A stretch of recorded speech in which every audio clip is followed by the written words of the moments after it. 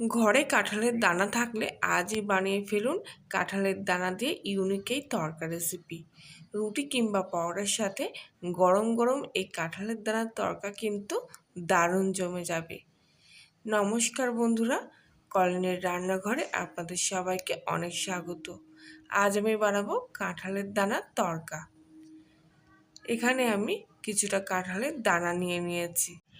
কাঁঠালের দানাগুলো একটু শুকিয়ে নিয়েছিলাম, ফলে গায়ে কিন্তু একটা ডিমের খোলা মতো হয়েছে, আর সেটা আমি এইভাবে ছাড়িয়ে নিচ্ছি।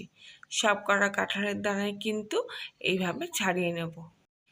একেবারে টাটকা সদ্য কাঁঠাল থেকে বেরোনো দানাগুলো নেবেন না, কেননা ওতে কিন্তু প্রচণ্ড পরিমাণ আঠা থাকে।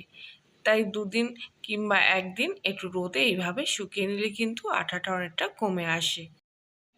সব কাঁঠালের দানাগুলো আমি একইভাবে ছাড়িয়ে নিয়েছি, আর এবার এই দানাগুলো আমি সিদ্ধ করে নেব। আমি কুকারে সিদ্ধ করব, 2 থেকে 3টে সিটি দিয়ে নেব। দানাগুলো সেদ্ধ হওয়ার মধ্যে আমি এদিকে মশলাটা করে নিচ্ছি। হাফ চামচি হলুদ গুঁড়ো, হাফ চামচির একটু কম লঙ্কার গুঁড়ো, আর দিয়ে নিচ্ছি 2 থেকে 4 দানা চিনি, দিয়ে দেবো পরিমাণ মতো লবণ, আর দেবো তড়কা মশলা। এটা কিন্তু যে কোনো মুদিখানা দোকানেই পাওয়া যায়। 2 চামচ মতো তড়কা মশলা আমি এর মধ্যে দিয়ে দিচ্ছি। সামান্য একটু জল দিয়ে সব মশলাগুলো ভালো করে কিছুক্ষণ মিশিয়ে নেব। মশলা ভিজিয়ে রাখার ফলে মশলাটা কিন্তু বেড়ে যায়, আর এতে রান্নার স্বাদটাও কিন্তু খুব ভালো হয়।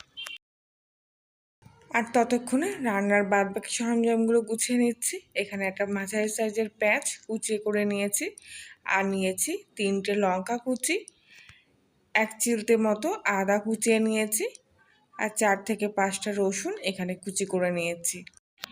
এই রেসিপিটায় পেঁয়াজ, আদা, রসুন আর কাঁচা লঙ্কা কুচি করেই দিলেই কিন্তু স্বাদটা খুব ভালো আসবে। এদিকে কাঁঠালের দানাগুলো সেদ্ধ করে নিয়েছি। এবার কাঁঠালের দানার গায়ে যে কালো খোসাটা আছে সেটা কিন্তু চামচি দিয়ে ভালো করে পরিষ্কার করে নিচ্ছি।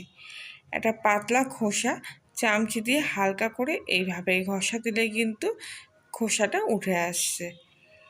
দানাগুলো কিন্তু বেশি সেদ্ধ করিনি, 2 থেকে 3টে মাত্র কুকারে সিটি দিয়ে নিয়েছি। বেশি সেদ্ধ করলে কিন্তু কাঁঠালটা পুরোপুরি গলে ক্ষীর হয়ে যাবে, আর তখন কিন্তু তরকাটা পুরোপুরি পারফেক্ট হবে না।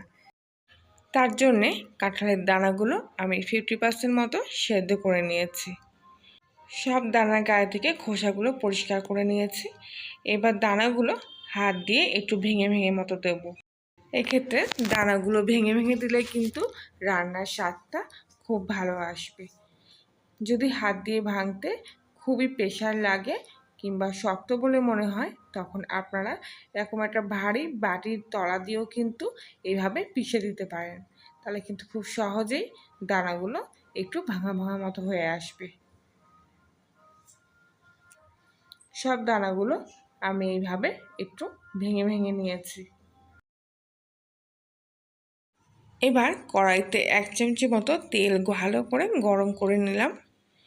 এরপর আগে থেকে নিয়ে রাখা কাঁঠালের দানাগুলো এর মধ্যে দিয়ে দিচ্ছি, আর দিয়ে দিচ্ছি অল্প পরিমাণ মতো লবণ আর সামান্য পরিমাণ হলুদ। আর একটু তেল দিয়ে কাঁঠালের দানাগুলো একটু ভালো করে ভেজে নেব, তাই আরও 2 চামচি তেল দিয়ে দিলাম। কাঁঠালের দানাগুলো একটু হালকা লালচে ভাব চলে আসলে কিন্তু এগুলো আমি কড়া থেকে নামিয়ে নেব। দানাগুলো ভাজলে দানাগুলোর টেস্ট কিন্তু আরও বেড়ে যায়, আর সেই জন্যই দানাগুলো এখানে আমি একটু হালকা করে ভেজে নিচ্ছি। তবে খেয়াল রাখবেন যেন দানাগুলো একেবারে পুড়ে না যায়। দানাগুলো নামিয়ে রেখে কড়াইতে আরও বেশ কিছুটা তেল দিয়ে তার মধ্যে একটা গোটা শুকনো লঙ্কা ফোড়ন দিলাম, আর দিলাম হাফ চামচি মতো সাদা জিরে। ফোড়ন থেকে মিষ্টি একটা গন্ধ ছেড়ে দিলে এর মধ্যে আমি আগে থেকে কুচিয়ে রাখা পেঁয়াজ, আদা, রসুন আর কাঁচা লঙ্কাটা দিয়ে দিলাম। ভালো করে কিছুক্ষণ ধরে এগুলো ভেজে নেব, যতক্ষণ না লালচে একটা কালার চলে আসছে।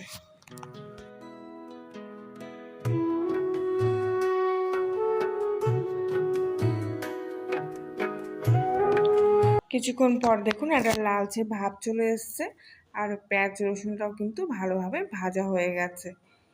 এবার এর মধ্যে আমি আগে থাক থেকে নিয়ে রাখা মশলার পেস্টটা দিয়ে দিচ্ছি। আলাদা করে আর জল দেবো না, যেহেতু মশলাটা জল দিয়েই ভেজানো ছিল। এবারে মশলার সাথে পেঁয়াজ রসুনটা একসঙ্গে ভেজে নিচ্ছি।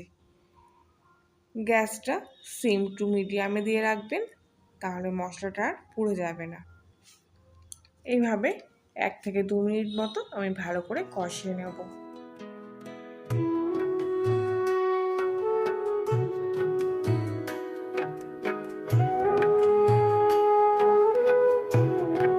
কিছুক্ষণ কষানোর পর মশলার গায়ে থেকে তেল ছেড়ে দিয়েছে। এবার আমি আগে থাক থেকে ভেজে রাখা কাঁঠালের দানাগুলো এর মধ্যে দিয়ে দিলাম। দানার সাথেও মশলাটা আমি 1 মিনিট ধরে কষিয়ে নেব। এতে দানার মধ্যে কিন্তু মশলার যে সেন্টটা আছে আর স্বাদটা আছে সেটা কিন্তু খুব ভালোভাবে প্রবেশ করবে।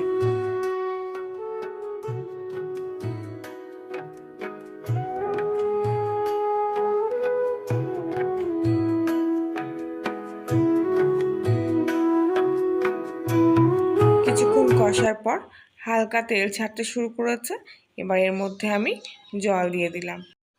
যেহেতু দানাগুলো আগে থাকতে সেদ্ধ করা ছিল, আর এই রেসিপিটা কিন্তু একটু ঘন ঘনই ভালো লাগে, তাই জন্য এখানে আমি একদম অল্প পরিমাণ জল দিলাম। রান্না কিন্তু আমার প্রায় শেষ হয়ে এসছে। এবার এর মধ্যে আমি অল্প সামান্য পরিমাণ গরম মশলা দিলাম। বেশি গরম মশলা দিলাম না, যেহেতু তড়কা মশলা কিন্তু একটা নিজস্ব সেন্ট আছে, তাই জন্য হালকা করে অল্প একটু গরম মশলা দিয়ে দিলাম। পুরো রেসিপিটা আমার রেডি হয়ে গেছে। এবার কিছুক্ষণ রেস্টে রেখে আমি তারপর সার্ভ করব। সকালের জলখাবারে হোক কিংবা রাতের ডিনারে খুব কম সময়ে এবং সহজেই কিন্তু আপনারা এই কাঁঠালের দানার তড়কা রেসিপিটি বানিয়ে ফেলতে পারবেন। আর তাছাড়া এমনিতেও কাঁঠালের দানার কিন্তু নিজস্ব একটা স্বাদ আছে, আর তারপর যদি এইভাবে রান্না করা যায় তাহলে কিন্তু খেতে অসাধারণ স্বাদ লাগবে। তাহলে আজকের রেসিপিটি ভালো লাগলে লাইক করবেন, কমেন্ট করে জানাবেন, আর নতুন হলে সাবস্ক্রাইব করে পাশে থাকার জন্য অনুরোধ রইল। আজকের মতো এখানেই, আবারও দেখা হবে অন্য কোনো নতুন রেসিপির সাথে। আর ততক্ষণ সবাই ভালো থাকবেন, সাবধানে থাকবেন।